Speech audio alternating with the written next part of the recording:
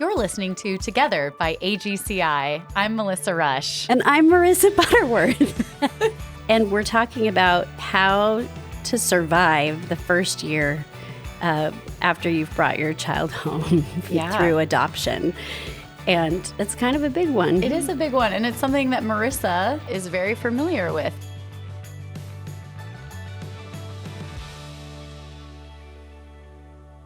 My husband and I brought Harper home, like you said, 2012. She was 5 months old. Wow. When we brought her home. We were not expecting a baby. Mm-hmm. I think a lot of people, when you adopt, you just anticipate a little bit of an older child. I had two biological children before that. So my oldest son at that time was 8, and my middle son was 5. And we anticipated when we started the process that she would be a little bit closer in age to them.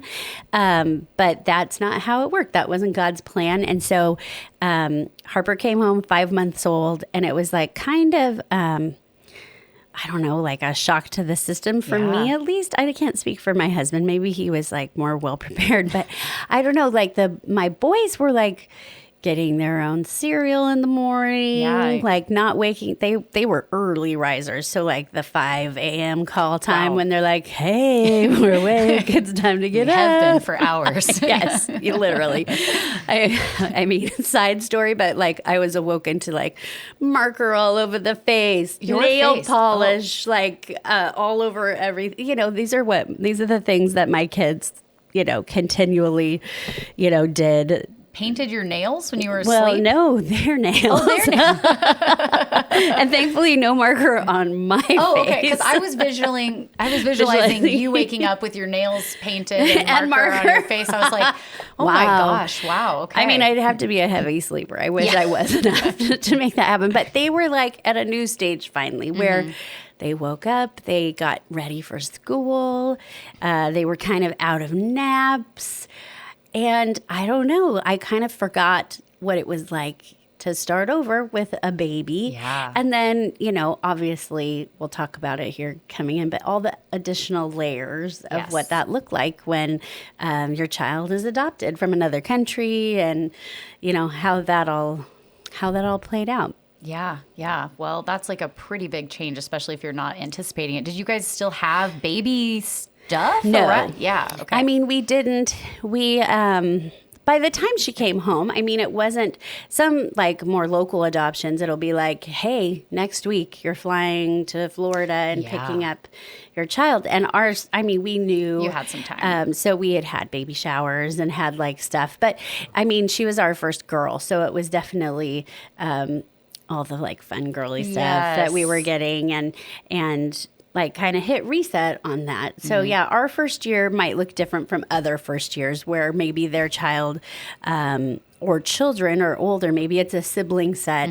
But I hope today that like the advice that I have, and it's maybe hard-won advice because I wish I had it or did it, is something that I hope is universal no matter,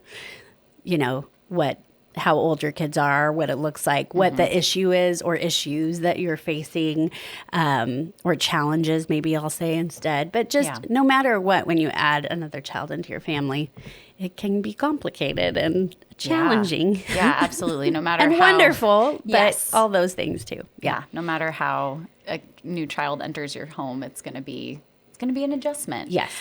So something that is, like you said, I mean, obviously with domestic adoption, sometimes... it can be like that. It can be like, hey, be there in a week. This is what's happening. Or maybe even less time if, a baby's born early or however that works out. But something that is kind of unique about international adoption is that generally you have a bit more time to prepare. You've known your child's name and face for usually like months before you're actually able to bring them home officially. For families who are preparing to bring their kids home or child, what are some things that they can do to prepare in that kind of, I've got to imagine that's kind of a stressful period. It's, I mean, I'm only speaking for myself. So maybe someone listening is like, that's not how it was for me. And that's totally fine. For myself, it was exciting. Like we finally knew who she was. Yes. She wasn't a waiting child, so that part was a surprise for us. We could, start planning for her in more real ways, or what felt real for me. So at that point, that's when we started putting her room together, those kind of things. But if I could go back and give myself advice back then, I would have started doing some planning on equipping us as a family unit at that point on how to cope with things that we didn't know. It's hard to prepare for something you don't know. It's same having children biologically, especially your first child. You're like, okay, they're sending them home with me. Don't you take a test or for anything? me, it was like, no matter what, you're like, oh my gosh, they're trusting us with a child. So, I mean, the research on their country, all of that stuff should be happening. We've talked about this before on the show. I'm a huge proponent of counseling and therapy, making sure you and your spouse are doing well. I mean, honestly, because it's going to shake you to your core. It can really get in there. I have yet to talk to a couple that hasn't had some marital stuff that's gone on. So getting that anything you can line up ahead of time, getting it set, making those appointments for your hair to get done, for you to go work out, for you to, whatever that looks like. So it could be somebody's coming to you because you're nesting at home and working on attachment, or it can be setting up with your spouse that, I need to go on walks. I need to focus on some self-care. It's kind of the last thing that you think of, because rightfully so, you're thinking of all this stuff for your child. But I would say, in hindsight, I wish that we did a better job of preparing us, our kids, on how to cope with this. Because like I said, when we've talked about this, I mentioned post-adoption depression. I ended up having that. It's something that I could have prepped for, and I didn't know. The other thing I would say too is setting up. So our hope would be that you've connected with other adoptive families, but setting up a call with them, asking them, okay, what was this like for you? What do you wish you knew? Because I'm not an expert. I only have my own life. Utilizing our AGCI team, because they're walking through this with so many people, asking them questions. What would you do? I mean, it's incredible. We kind of bombard you with information, but really digging in to that side of things. I could keep going forever, but not assuming you can do this alone. Absolutely. And I think it's really hard because obviously it's such a huge, huge transition for your adopted child. They're leaving their first country, language, culture, all of the things. But you also have to, if you're not taking care of yourself, you can't fully be there for them when they need you. And so I think sometimes, especially I think as women, we feel like, I don't have time for this. I need to be here for every moment. But taking 30 minutes to go on a walk, or to just be by yourself or whatever, and kind of recover and then be able to show up and be present, that's going to be good for everyone. And I'll note, I'm still bad at this today. So it's 10 years later and I still have to work for it. But I would say I'm a little bit better at asking for help. I'm a little bit better at prepping for it. I've taken what we will call baby steps 10 years later, but it's just stuff that I wish that I did, that I wish that I set myself up for. And not that it ruined anything that I didn't, but I think that it made some things harder that didn't need to be, because things are going to be hard. Whether you're dealing with a language barrier. That's something you can be preparing for, obviously, too. If your child is coming from a different country, you need to start learning their language, Yeah. and not making the assumption they will learn English. Yes. When they come here, it's naturally going to happen, but it's something that you need to do. And, or whether that's if they're, maybe they're deaf, whatever it is, you need to be figuring out, how to do your best, because there are so many things you can't control. And that's what I think about, like in that first year of like all the things that are like, oh my gosh, this is crazy. You can't control how they're going to react. You can't, all the different things. You just don't know what it's going to be, and you can't perfectly prepare for it. But you can take these steps. There are things that are within your control. And I think that those are important. Anything that you can do like that is super important. So yeah. Well, and language is think about it. Like if you are adopting internationally and okay, we're committed to the Columbia program. We're adopting from Columbia. Start taking Spanish lessons. Like it's also fun. It'll like just show everyone that you're fully, I don't know. I just think it's a great thing to do, and to be able to even just at a super basic level communicate with your child. And your family is becoming, honorary Colombians. Yeah. Like, I think it's super important to embrace these because you're bringing that they're not the expectation shouldn't be that they're going to just become American. Like they're always going to be their heritage. That doesn't ever go away. So you have to bring yourself into that, and you can't rely on your child to do that for you. Or to teach you things, especially if you're adopting an older child. Like it's never their responsibility to be the ones that teach you. They can share who they are with you, but culturally, no, they're not the ones to do that. So you have to start taking that on. And the best thing to do would be to do that way before you even get to this point. Let's say you're here and you're like, this is the first time you're hearing this.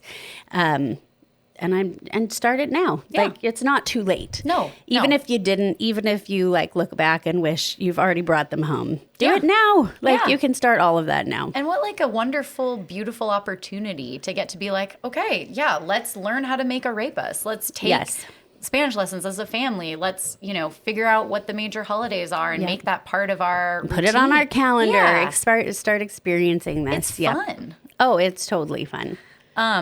Okay, so thinking back, and again, I know this was a while ago, but like the first week home, that's got to be kind of a whirlwind. What's your advice for families, like what to expect in that kind of initial transition? That's a really good question. So like last question I would say is like the prep. Yes. Like you're prepping yourself, you're doing as much as possible, you're getting things on the calendar, you're spending time. Now you're in it. Yeah. And there's no turning back. So like I would say that first week, you are releasing yourself from any obligations whatsoever. Keep in mind, you are like most likely you've come from a different time zone.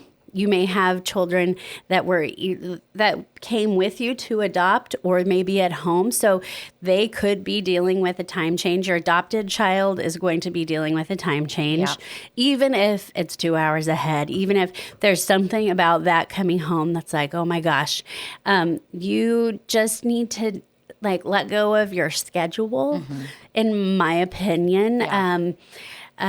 Don't hold yourself to anything. Do not make plans. If you have friends, like I had great friends, and I honestly, I can't believe I'm admitting this. It's because I'm looking at you in the eye. Like, I had joined MOPS for my second child, and I'm like, I will take meals from anyone.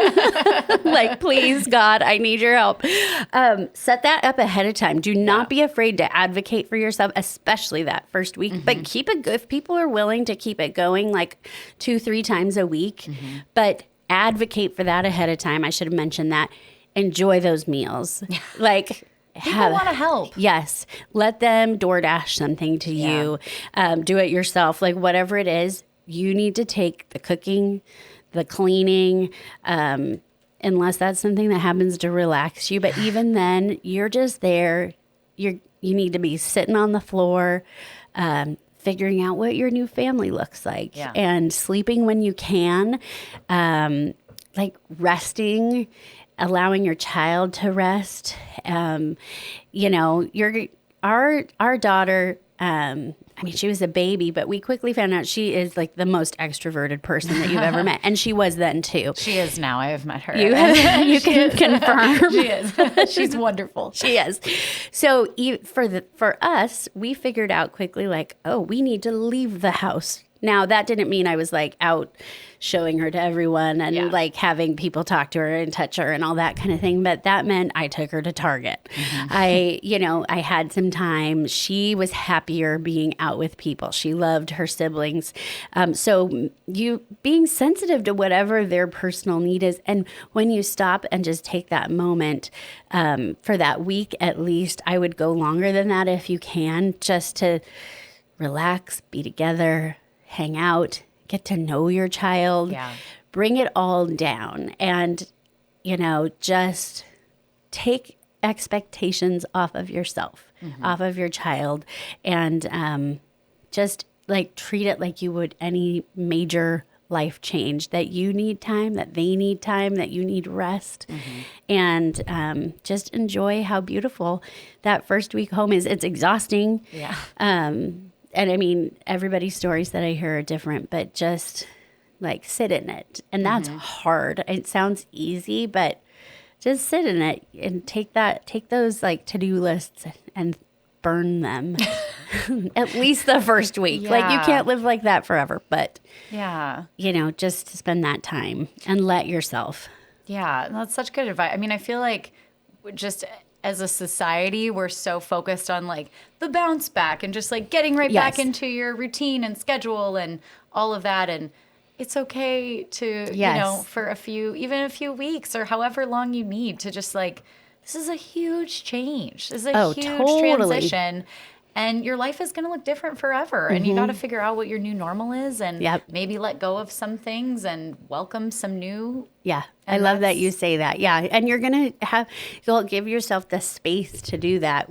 If you set it up ahead of time, give yourself that space and that permission, because then when you get, you know, down the road a little bit, you're not going to feel like you failed at something, or you didn't fail, or you're not winning, you're not failing, you're just living in the moment. And I'm so bad at that. That's why I am too. That's why, I mean, my husband is so good at that. And so, I mean, these are like learnings really for me that I didn't naturally do. And I mean, it's one thing to be forced into it, and it feels a whole lot different when you've given yourself permission ahead of time. Totally. And it's like, it doesn't feel like you're, oh man, I didn't get that laundry done. I bought all these fresh vegetables and I was going to prepare this and now they're rotting. Like, don't do it. Don't even buy the vegetables.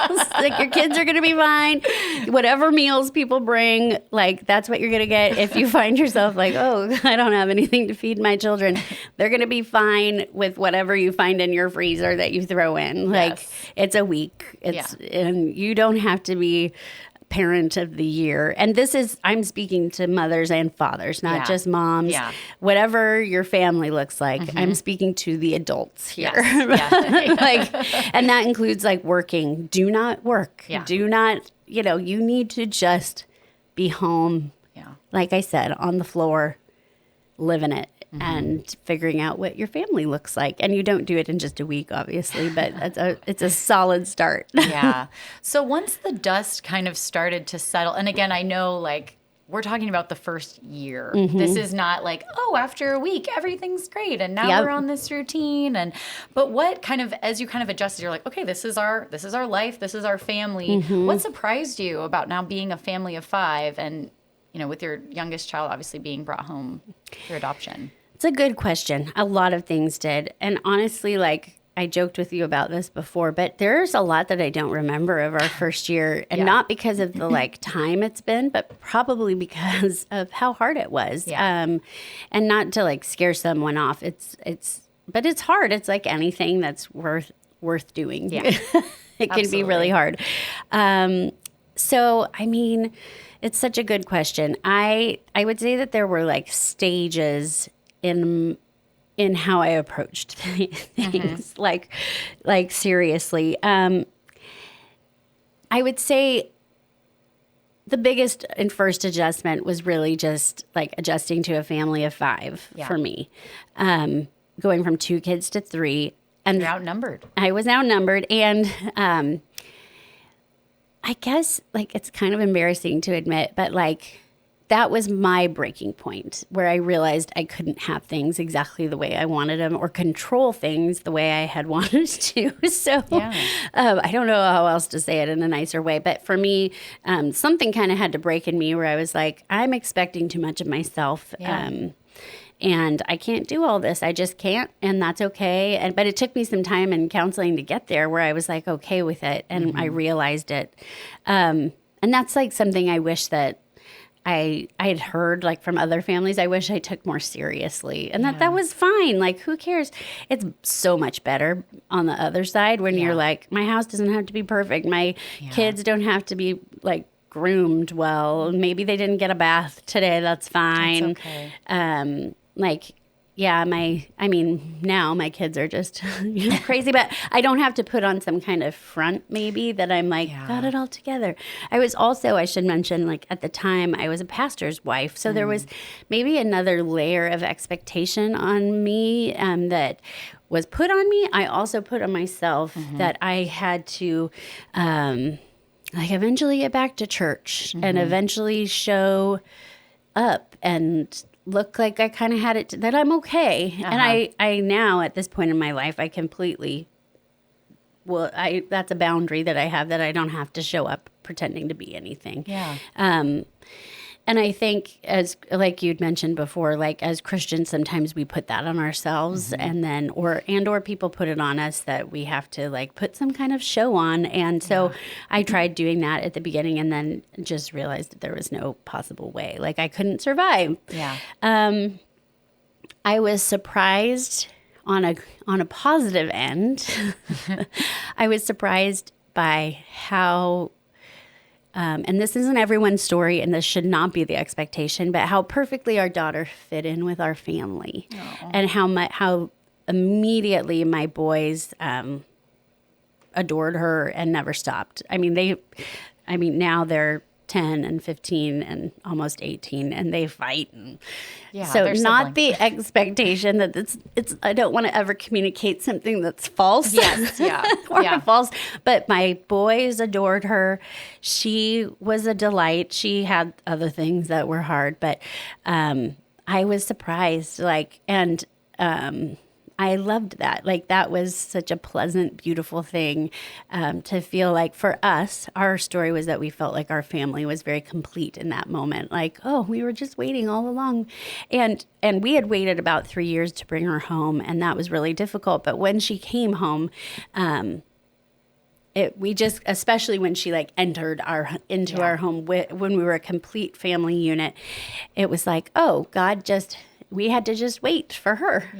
It wasn't, I don't know. I had lots of like crying and gnashing of teeth. Like, Lord, why have you forsaken me? Where's our child? We've waited too long. I can't take this.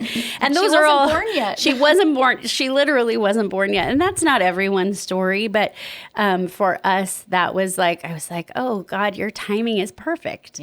And so, like, I loved acknowledging that. And even like looking in the back of the car, like we had a minivan at that point, and looking back and seeing like, oh, they all are, like those kind of things that are these happy moments that you're like, wow, I can't believe that was the longest labor and delivery and that I've ever experienced.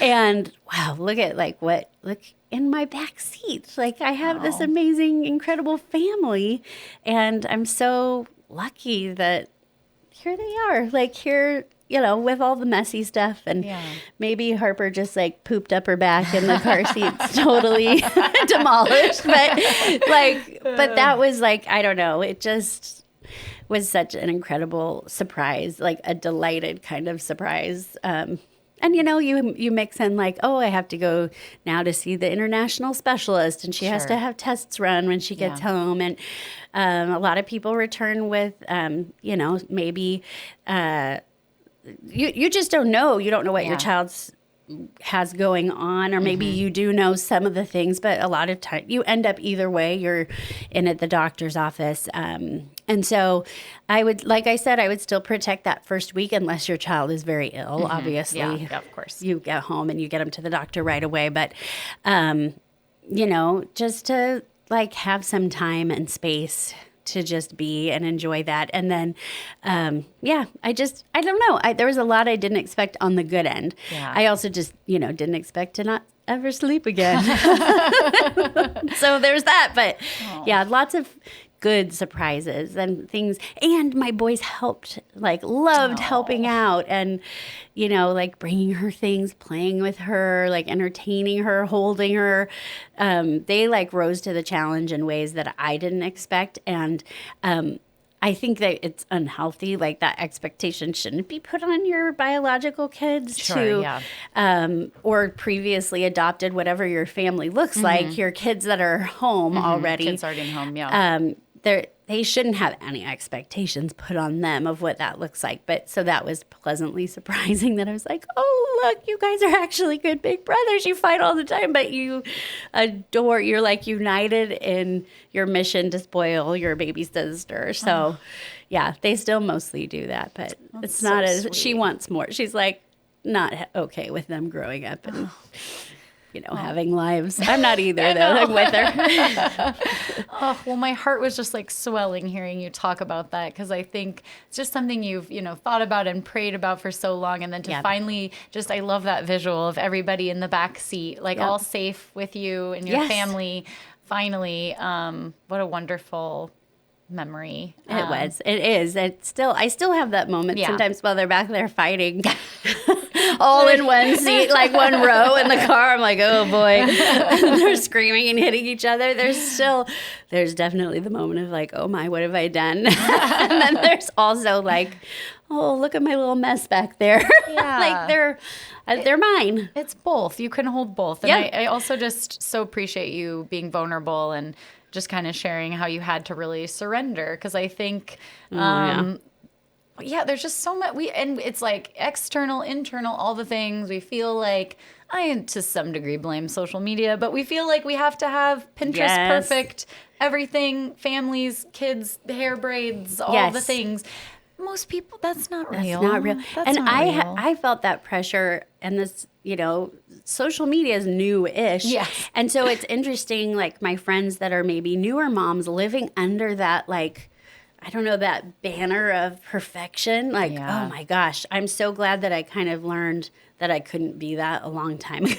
Yeah. Because no one can. No one can. Oh my gosh. And that's not real. Everybody knows it's not real, but you also, I don't know, for me, I see it and I'm like, oh, that's so pretty. How did they do that? How do they do that? And I'm getting off topic, but one thing is a lot of them have help. Yes. Whether it be family or a nanny or babysitters or whatever. A lot of influencers do. Yes. It's not real, guys. It's not. And they would be the first to acknowledge it's not real either. But you want to put out this beautiful it's a highlight image. Reel. Yeah. Yes. And you just don't have to. I mean, if you hear anything, it's you don't have to be anything you're not. Yeah. Absolutely. And if you don't know what you are yet, then that's okay too. You just have to do your best and let a bunch of stuff go. And ask for help. Yes. And don't even do your best. I'm don't. Just it's okay to just be okay. Yeah. I think that is maybe the best. I think that's what we've all got. Yeah. It's okay to just be okay. And that's why this is called surviving the first year home. Yeah, right? Not that maybe should be your goal. You're not going to crush it. It's just, and that's okay. And there's going to be lots of seasons you're not crushing a ding dang thing. I mean, and that is my season right now. But I don't know. It was hard for me though, admittedly, to let that stuff go. And if I can encourage any parent right now, it's it's okay. You don't have to. Yeah. Yeah. Yeah. So we've kind of talked about this a little bit, and obviously hindsight is 2020. But if you could go back to your family 10 years ago, what's one thing you wish you could have known that you maybe would have done differently? Such a good question. And I read it because obviously we planned for this. I read it before and was thinking about it. Was like, gosh, there's so many things that I wish that I could have known. But I mean, this isn't anything dramatic. The one thing that I just kept coming back to was like, I wish I knew it was going to be okay. Yeah. Yeah. And just trusted. I mean, it sounds kind of, I don't know, campy to say like, I wish I trusted the Lord in this, or, you know, but just to trust that God had this in his hands, knows what's going to happen, knows what this is going to look like, and that he's going to equip you as you go. So that means that I didn't have to know everything, that I didn't have to be perfect, that I wasn't going to be the perfect mom, but I'm going to be the best mom for my kids. And that it's going to be okay at the end, because I tend to, you know, you'll have something that gets to you that maybe it's just me, but I'll like I'm okay. And then I'm not okay. Yeah. And so for me, like going in with post-adoption depression and trying to figure out what was happening and why I was crying a lot and all that kind of thing. You know it, but also I was worried about like how that would affect my kids, how that would affect my new daughter, how that would look. And it's okay. It's going to be okay. Yeah. So that's, I mean, it's nothing deep or anything, but I think that is deep, actually. Well, thank you. I think it's so hard. And, you know, you want to be like living in the moment and present, but it's also I mean, I try to say that to myself just in day-to-day life. Like when I'm having a hard time, like, this will pass. Yes. This isn't going to be this way forever. Like that's the only constant in life. Yes. Is change. Oh, exactly. And so, and we're not saying this is easy. We're not like, just give it up to God. And it's like, that's hard. Like there's work to be done, but it's hard. At the end, God's got this. And you don't have to be everything. Like you just can't. But I sure tried it for a little while. It didn't last long. I sure tried. So we talked about what you wish you had known. What's something that, looking back, you're like, yes, like we did that right? I don't know. I mean, listening to our gut is what I would say, especially like, I talked about at the beginning of this, all the prep stuff, and you're reading all the things, and you're hearing from your social worker, you're doing the classes, do these things. Yeah. And then when your child gets home, they're an individual. And so going back, this is just top of mind because I just said it, so it's nothing super interesting, but like taking my daughter out to Target, realizing, gosh, she seems like she's unhappy being stuck in the house all the time. I know this is what I'm supposed to do. Yeah. But I'm going to try something in a safe way to see how she reacts. So there are a reason that we put you through these classes. And, you know, there are many reasons, I should say, that we do this. With that said, and if you have questions, like you have the resource of your social worker, your post-adoption and specialist, all of these people. They want to hear from you. They literally do. It's their job. They love it. They're passionate about it. So if, you know, call them up, email them like, hey, I'm thinking of this. What do you got for me? And so we were really fortunate that our social worker was really involved for a few months into almost like 6 months, and that's not a normal thing. But she was super involved and helped me. But she was a great sounding board, but she's an expert, but she also gave me permission to be the expert of my own child. And so after you've spent some time getting to know them in safe ways, that does not mean like, let's say Harper was older and I can tell she's extroverted. That does not mean enrolling her for camp and sending her off because she's extroverted. No. This is what I would do if obviously that's not the answer, or maybe not obviously, but that's not the answer. But does that mean going to a park? Okay, that's great. Maybe it's not super crowded. Or does that mean, you're still there? Maybe the whole family goes. There isn't a concern for them of what this looks like. But whatever that might look like is maybe take your original idea and scale it back a hair. Yeah. And then trust your gut. Yeah. And, like you're the parent at the end of the day, and you're going to make mistakes. Yeah.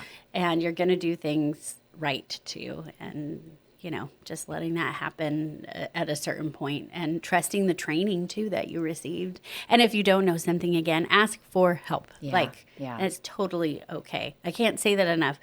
Myself and most people I know are horrible at asking for help. I know. Why are we all so bad at asking for help? Because I don't know. I feel like we all know when you have a friend that adopts, has a baby, is going through a hard time, loses, a spouse, a parent, whatever. We all are like, want to help. Yep. But you feel like, oh, I don't want to put that on them. I don't want to, they're going to think that's annoying, or they're busy. They don't have time.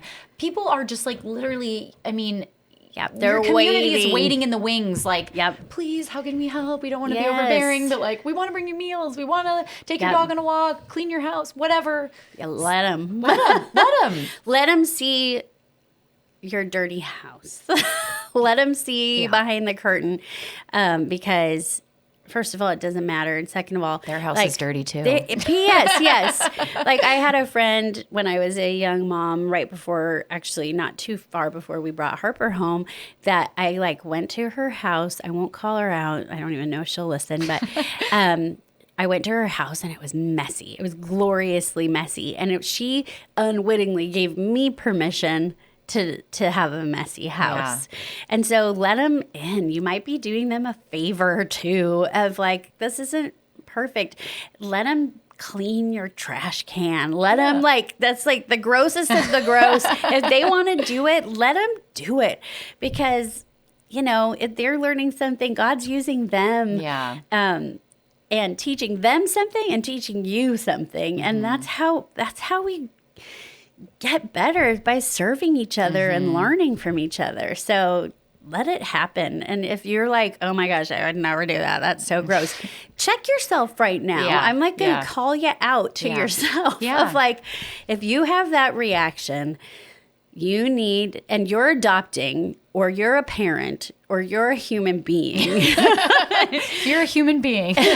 Check yourself right now, because we are not meant to do it by ourselves. No. Like, we are not built that way, and we shouldn't be, and that shouldn't be the expectation. So side rant. No, it's super important. It's super important. And I think that's something we all can. Actually, I'm going to challenge everybody listening to this. Like, if you're a parent or not, like, what's something you can ask for help with your life? What's something you can take off your plate? Like, ask your spouse for help. Ask your friends. Ask your children. Ask what's something you can. Yes, and ask yourself why you think you have to do it all. Yeah. Like, what in you thinks that you're failing if you don't? Yeah. I mean, I literally have to ask myself this. Like, I'm taking the challenge as well. I say for everyone, it's for me. It's for me. Yes. We're like, okay, well, what are we going to do? What are we going to ask for help with? So just do it and see. I think you'll be pleasantly surprised, though. I'm going to do it. I am going to do it myself, too, because I get back into that habit of like, I can do this, I can take care of it, and then I crash. Yeah. So, it's fun times. So obviously this podcast is about the first year, and that can be, just difficult, obviously beautiful and wonderful and life-changing, but also hard. What's like, if you had to think like one thing that kind of got your family through that first year, what was that? That's a really good question. One thing. Or if it has to be two. Well, I'll long-winded, I'll add it in. We want to know. I mean, I would say the support of others coming around us, whether I wanted them to or not. I would say therapy. For real. No. So important. Like getting in, that saved me from lots of things, like getting in and talking to someone. I would say, I'm going on too long. This is more than one thing. No, I want the full list. I would say being honest with people about where I was.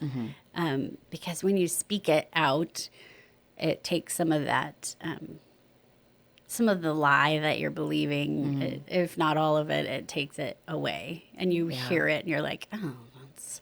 So first of all, like if you have good friends or if you're talking to your post-adoption specialist or your social worker, if they're normal, good, healthy people, they're going to say, oh my gosh, like, oh, you can't expect that of yourself. That's too much. Like that's, and I did have that too of like, and I had people that cried with me. And I want to like, I don't want to gloss over like it was so beautiful. It was the best year. Having baby Harper toddling around was like she was the cutest. She was and is the best thing ever. She's amazing. But adoption is hard. Having a new child is hard. You add that layer. It is so hard. So for anyone that's like out there listening right now, maybe you're in the middle of the first year and you're like, yeah, this is fine and good. I'm a disaster. I can't even, like letting somebody cry with you, just telling them whether it's your spouse, but maybe someone else, maybe a friend reaching out, just crying. Like it doesn't mean that, that something's tragically wrong. It's really normal. Yeah. Unfortunately, like all of it. But just to have a good cry when it happens and acknowledge the reality of how hard it is. And then also when the beauty comes along, make sure you acknowledge that too. Of like, even if it's a fleeting moment, even if it's like you got everyone in your family fed today consistently and you fed them a complete meal. Like they had the food groups were all represented in their meal today. And that's what went well. Like have that little moment where you celebrate that. It sounds like kind of silly and ridiculous to even say out loud, but I mean, I'm that person now at this stage in my life where I'm like, I got to celebrate those things happening. Yeah, you do. I literally did the other night. I was like, Jesse was gone and I got a meal on the table and like the kids ate and had like something remotely healthy and they all ate it. It was a win. And I really was like, I mean, it's kind of pathetic to admit, but I was like, it's not. Well done, Marissa.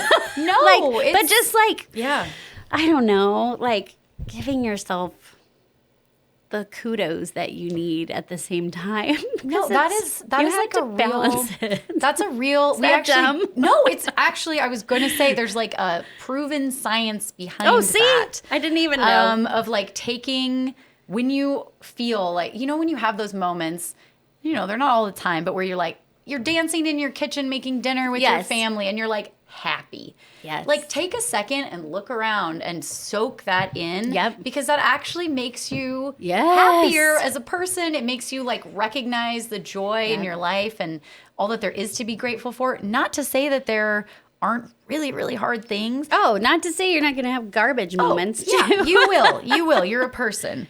But like that's gold. Like you got to soak up those little things. Maybe have a gratitude journal, right? That and it could be, I showered today. Oh, totally. Like, that is my victory. I've written that down before. Okay, I'm glad we're together on this. Like, yes, my hair is today. Clean. Yes. Seriously. Yeah. I took my makeup off tonight. That has been something that I'm like, score. You're doing so well today, Marissa. Pat on the back. You are. And now everyone listening knows. They're like, wow, Marissa has really low standards. But I mean, to like echo what you're saying, like I grew up, and I don't know, like there's this movie called Pollyanna that I grew up watching. It was like an old Disney movie. And like the whole thing was that she played the glad game. So anything hard that came along, she played the glad game. So I took this with me into adulthood and realized at some point that you can't glad game at all. But so I'm like, okay, a healthy thing to take from old Pollyanna was that, like, yes, you have to definitely sometimes search for the happy. So if it is like, oh, I just had a glass of wine while I'm cooking, this, I feel relaxed for 5 minutes. This is great. Yeah.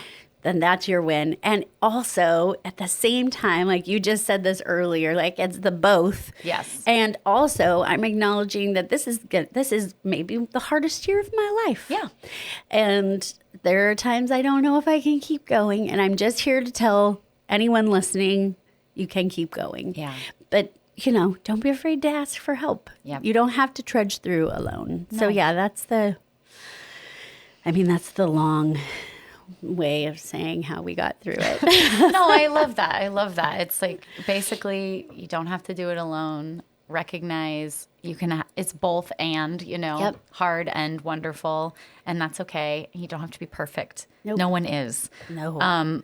So to close, like, do you have any resources that you recommend for new adoptive families? Like, if you're listening to this right now and you're like, you're in it. You're Yep. really You're in the middle of it. You're in the middle of it. Yep. So I would say, I thought about this a lot. Because I at first was like, I'm going to come up with all these great resources that I've done, all this research on.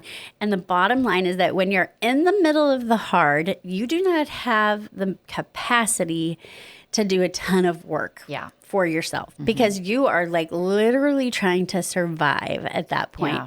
So I would say my resource to recommend is just one piece of advice, that you try to do one thing that day. So if you're having a day where you're like, I can't keep going, maybe all that is sending an email to a friend or a text or just saying, I'm having such a bad day. I'm having so many things go wrong. Yeah. That could be an email to a pastor or like I said, I will mention again, like, set up counseling beforehand for yourself.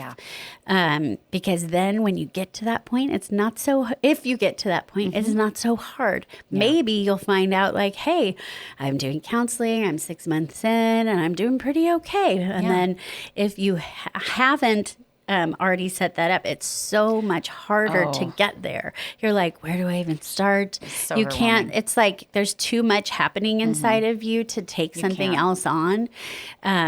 And it can take so long to get to the point where you finally make an appointment for yourself. Yeah. So that's why I say that, to do that earlier. You may be thinking like, I would never do that. I don't need that. I don't care. You're good. Either way, it's going to be great. Give it a try. It's going to be great. Yeah. And do it before they get home. Yeah. And then that resource is just there. So if that means texting your counselor, utilize the resources that we have at AGCI. So for me, that was like a giant notebook because it was 10 years ago. Yeah. I had like 2 giant notebooks. I had like all the paperwork notebook, and then I had all the resources notebook. Pull out the resources they've sent you, whatever you have access to.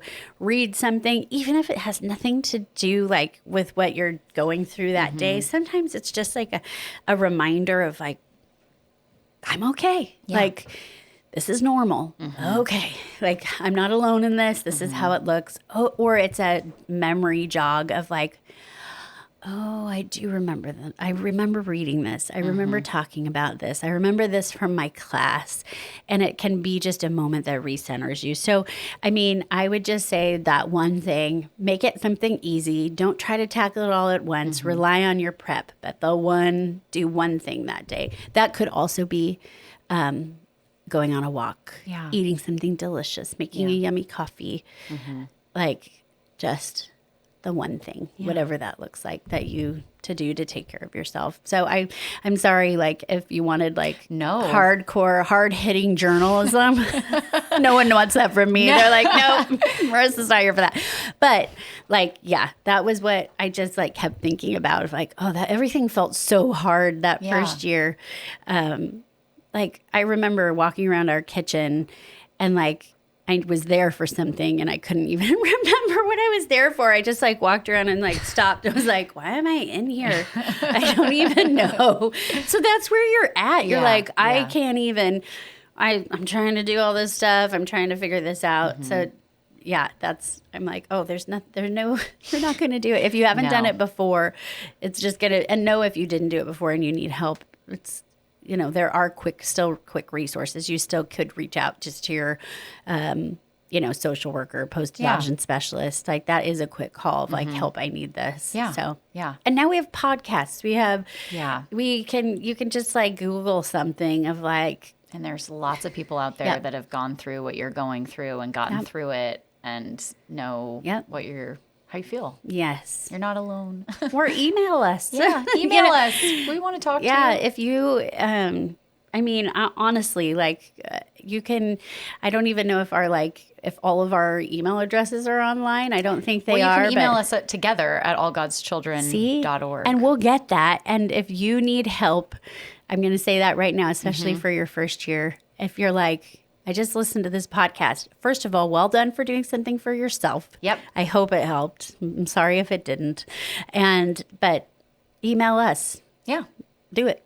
This is why we do this. Yeah, exactly. We want to hear from you and we want to help. Well, thank you, Marisa. Thank you. So enlightening, and as always, a joy to talk to you. And we get to be in person. I know you guys are just hearing us, but I'm like looking into her beautiful eyes. I was thinking the same. I'm like, look at yours. I don't wonderful. get to see them. I know. It can feel isolating. We both work remote in a remote environment. So it's so nice to see you. Well, thank you all for listening to Together by AGCI. I'm Marisa Butterworth. I'm Melissa Rush. And we're honored that you took time today to just hear what we had to say, seriously. And if you want more information about All God's Children or the work that we do, we're at All God's Children International. Type it in. It'll pop up.